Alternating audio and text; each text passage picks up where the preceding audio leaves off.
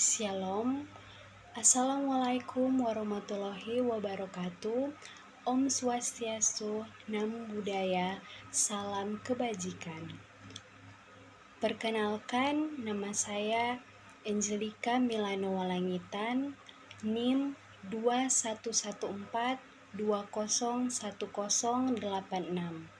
kelas A2, Program Studi Ilmu Keperawatan, Universitas Pembangunan Indonesia Manado. Pembuatan video ini untuk memenuhi tugas ujian akhir semester mata kuliah Keperawatan Dasar 2 dengan dosen pengajar Nurse Tirsa Mongi, Eskep Mkes. Di sini saya akan menjelaskan tentang prinsip benar obat. Ada 6 prinsip benar obat, yaitu yang pertama, benar pasien. Sebelum obat diberikan, identitas pasien harus diperiksa, misalnya papan identitas di tempat tidur atau gelang identitas, atau ditanyakan langsung kepada pasien atau keluarga. Jika pasien tidak sanggup berespon secara verbal, respon non-verbal dapat dipakai, misalnya pasien mengganggu. Jika pasien tidak sanggup mengidentifikasi diri, harus dicari cara identifikasi yang lain, seperti menanyakan kepada keluarga. Kedua, benar obat. Obat memiliki nama dagang dan nama generik. Setiap obat dengan nama dagang yang kita asing atau baru kita dengar harus diperiksa nama generiknya. Bila perlu, hubungi apoteker untuk menanyakan nama generiknya atau kandungan obat. Sebelum memberi obat kepada pasien, label pada botol atau kemasannya harus diperiksa 3 kali. Pertama, saat membaca permintaan obat dan botolnya diambil dari rak obat. Kedua, label botol dibandingkan dengan obat yang diminta. Ketiga, saat dikembalikan ke rak obat, jika labelnya tidak terbaca, isinya tidak boleh dipakai dan harus dikembalikan ke bagian farmasi. Yang ketiga, benar dosis. Sebelum memberi obat, perawat harus memeriksa dosisnya.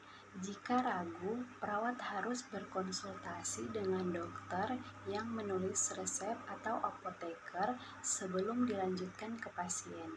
Jika pasien meragukan dosisnya, perawat harus memeriksanya lagi.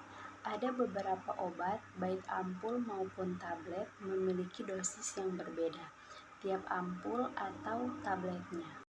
Yang keempat, benar cara atau rute. Obat dapat diberikan melalui sejumlah rute yang berbeda.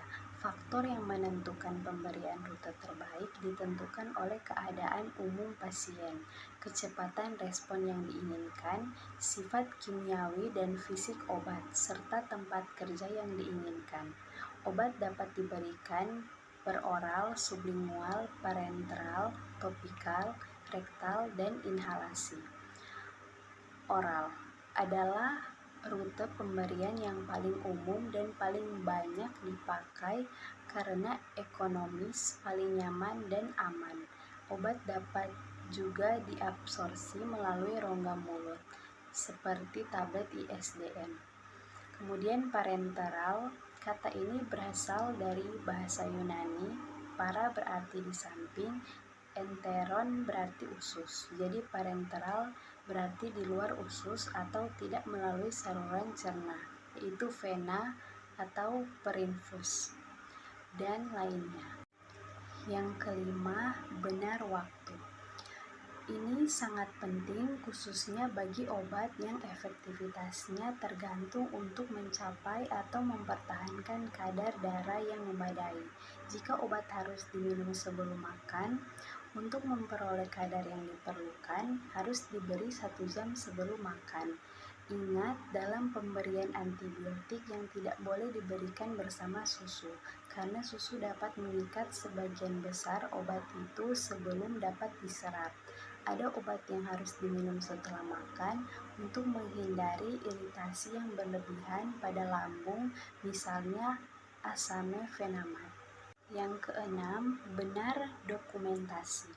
Setelah obat diberikan, harus didokumentasikan dosis, rute, waktu, dan oleh siapa obat itu diberikan.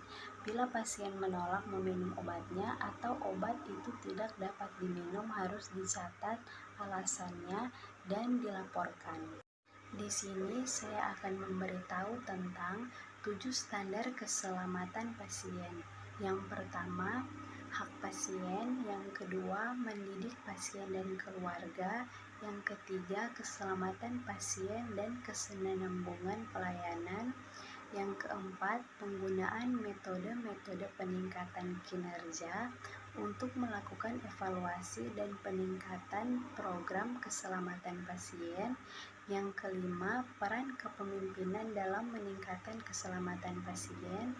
Yang keenam, mendidik staf tentang keselamatan pasien. Yang ketujuh, komunikasi merupakan kunci bagi staf untuk mencapai keselamatan pasien. Kemudian saya akan memberitahu tentang 7 langkah keselamatan pasien. Yang pertama, membangun kesadaran akan nilai keselamatan pasien. Yang kedua, memimpin dan mendukung staf. Yang ketiga, mengintegrasikan aktivitas pengelolaan risiko. Yang keempat, mengembangkan sistem pelaporan. Yang kelima, melibatkan dan berkomunikasi dengan pasien. Yang keenam, belajar dan berbagi pengalaman tentang keselamatan pasien. Yang ketujuh, mencegah cedera melalui implementasi sistem keselamatan pasien.